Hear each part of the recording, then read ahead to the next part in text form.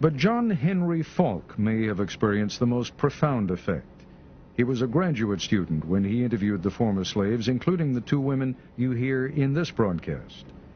Himself interviewed just before he died in 1979, Falk was going on about how he believed in giving blacks the right to go to school, giving them the right to vote, giving them the right to go into anything they qualified for.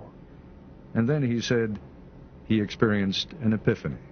I was sitting out on a wagon tongue with this old black man, and was telling him what a different kind of white man I was. I remember him looking at me very sadly and kind of sweetly and condescending and said, "You know, you still got the disease, honey. I know you think you're cured, but you're not cured. You can't give me the right to be a human being. I'm born with that right. Now, you can keep me from having that. If you've got all the policemen and all the jobs on your side, you can deprive me of it. But you can't give it to me, because I was born with it just like you was." And my God, it had a profound effect on me. I was furious with him. But the more I reflected on it, the more profoundly it affected me. And I realized this was where it really was. Tell you the truth, when I think of it today, I don't know how I'm living. I remember that just as well. Look like to me, I can. Been slaves all our lives. My mother was a slave, my sister was a slave, father was a slave. They know nothing about reading right there. All that I know, they teach you to mind your master and your missus. Mom and them didn't know where to go. You see, after she would go, just like he turned something out, you know. Didn't know where to go. They are haunting voices from the past, not actors reading a script or scholars reading a text, but the actual voices of men and women, Americans, who were born in slavery. My name is Fountain Hughes. I was born in Charlottesville, Virginia. My grandfather belonged to Thomas Jefferson. My grandfather was 115 years old when he died. And now I am 101 years old. A lot of people didn't have no beds when they were slaves. People would sleep on the floor. Had it here, had it there. Just like a lot of wild people. We didn't know nothing. Didn't like to look at no book. Harriet Smith, remembering what she saw as a small girl during the final days of the Civil War. We stood on that picket fence all day long, seeing them soldiers going back to Silent Zone in different places. Colored soldiers in droves. That's right along by our house. Our home is a two-story house. These recorded memories were among thousands of interviews done with ex-slaves in the 1930s and 40s. Can you remember slavery days very well? Of course, I remember all our white folks. And all the names of them, all the children. Call every one of the children's names. Who did you belong to? Jim Bunton, the baby boy. The results of these digitally enhanced recordings are arresting, almost unbelievable. The idea of hearing the voices of actual slaves from the plantations of the Old South is as powerful, as startling really, as if you could hear Abraham Lincoln or Robert E. Lee speak. Listen again to Fountain Hughes, who was born in 1848. We were slaves. We belonged to people.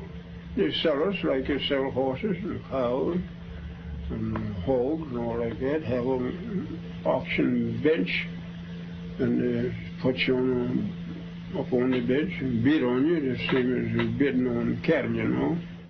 Much of what these three former slaves say may at first seem unremarkable.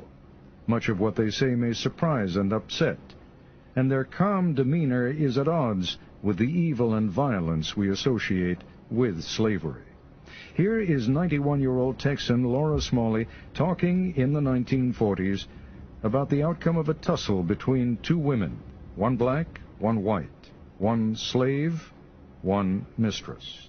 The mistress tried to slap the slave, but the black woman pushed her into a chair. Laura Smalley was a girl at the time, but she remembers vividly what happened to the black woman when the master came home. Well, they taken that poor old woman, carried in the peach orchard and whipped her. and, just tied a hand this way, around the peach orchard tree. I remember that just as well, looked like to me, I can, and round the tree, and whipped her. And well, she couldn't do nothing but just kick her feet, just kick her feet. But it just had her clothes off down to her waist, Just didn't have her plumb naked, but they had her clothes down to her waist. And every now and then they'd whip her, and then snuff the pipe out on her, snuff the pipe out on her. The embers in the pipe, where you ever see the pipe smoking. Blow them out on her? Mm-hmm. Good Lord. Mm-hmm. The plantation on which Smalley was a slave sounds brutal. She recalls scrambling with other children for food from a huge wooden tray, like a hog trough. All of them, would get around that tray with spoons and eat, such like mush or soup or something like that. And all them children get around there and just eat. Fountain Hughes tells his interviewer about the relentless round of work for him on a Virginia plantation. Night never comes out. You have nothing to do. Time to cut tobacco. If they want you to cut all night long out in the field, you cut. And if they want you to hang all night long, you hang tobacco. It didn't matter about your tired, being tired, you're afraid to say you're tired. It was cotton, not tobacco, that solidified slavery, though. The invention of the cotton gin at the end of the 18th century made its processing easy, but the crop still needed enormous amounts of unskilled labor. Control of the slave and his labor through laws and regulations became paramount. Fountain Hughes talks about one of those controls, the pass system. Now, I couldn't go from here across the street, or I couldn't go to nobody's house without I have a note or something from my master. And if I had that pass, that was what we call a pass. If I had that pass, I could go wherever he sent me, and I'd have to be back. Whoever he sent me to, they'd give me another pass, and I'd bring that back, so it's to show how long. Even emancipation didn't truly free the slaves. Freedom freed slaves for more travail. The end of the Civil War found many cast adrift without skills and no place to go. And the Yankees who freed them weren't always seen as benevolent liberators. I remember when the Yankees come along and took all the good horses and took sold all the meat and flour and sugar and stuff out in the river and let it go down the river. And they know the people wouldn't have nothing to live on, but they done that. The ex-slaves left one hell for another, perhaps an even more dangerous one. No longer property, they didn't have the protections afforded property. When we were slaves, we couldn't do that, see? And if we got free, we didn't know nothing to do. And my mother, she hunted places and bound us out for $1 a month. But we didn't have no property, we didn't have no home. We had nowhere, nothing. We didn't have nothing on it, just like the cattle, we just turned out and get along the best you could. In Texas, the slaves weren't told they were free until 2 months after the war ended. Smalley remembers that her masters gave the slaves a dinner, and then they were free. I don't know how the other side of the folks know freedom. We didn't know. They just thought, we're just feeding us, Them didn't know where to go. You see, after freedom broke, just like he turned something out, didn't know where to go. That's just where they stayed. Didn't know where to go. Turn us out just like, you turn out cattle.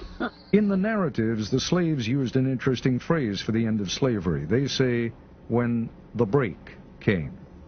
Good times, easy times were not at hand. The trials for millions of black Americans didn't end in 1865. They continued. Laura Smalley and her family became sharecroppers. Harriet Smith's first husband was killed by whites during the Reconstruction, probably because of his political organizing. Fountain Hughes went north to Baltimore and worked at numerous jobs, including hauling manure. Not an enviable job, but it was the job of a free man.